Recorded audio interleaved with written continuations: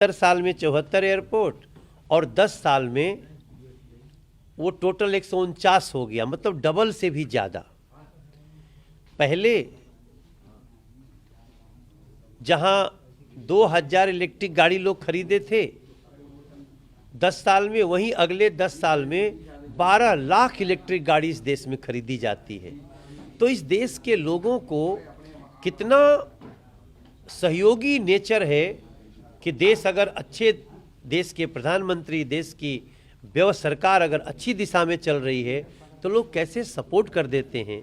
हमारा देश भ्रष्टाचार के मामलों में बहुत तेजी से भ्रष्टाचार को कम किया है। अब ये बात अलग है कि अरविंद केजरीवाल जैसे लोग अपनी अपनी स्टेट में इसको बढ़ाने में लगे हैं, लेकिन पूरे देश में भ्रष्टाचार के होने का जो मानक था वो बहुत तेजी से गिरा है। तो हम सभी की जिम्मेदारी है राष्ट्रपति जी के अभिभाषण के बाद कि हम लोग सरकार के हर स्टेप को जो देश हित में है उसको कैसे सपोर्ट करें ताकि हमें ये लक्ष्य मिल सके। नशे के विरुद्ध भारत इस समय एक आम लोग भी नशा को रोकने के लिए अपना सहयोग दे सकते हैं। ऐसा नारकोटिक्स से जो एनसीबी है और भारत सरकार दोनों मिलकर कर रही है। तो राष्ट्रपति जी के अभिभाषण में देश की जो गति दिखी है उस गति को हम जन जन तक ले जाने के लिए अपनी बात कह रहे हैं। जो गिरफ्तारी का मामला है उस पर क्या कहना चाहिए? देखिए, जो भ्रष्टाचार करेगा उसकी तो जांच होनी ही चाहिए।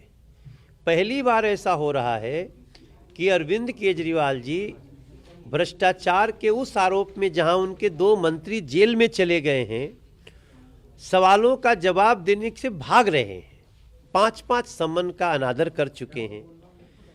तो दिल्ली की जनता को क्या सिखा रहे हैं कि कानून का पालन मत करो? क्या ये ठीक है? अगर समाज में लोग कानून का पालन करना छोड़ दें तो सोचिए कितनी बड़ी अराजकता आ जाएगी। तो मेरा मानना है कि अरविंद केजरीवाल जी को जांच एजेंसियों से भागने नहीं चाहिए, उनके जवाब देने चाहिए। अगर वो सच हैं तो उनको डरना नहीं चाहिए।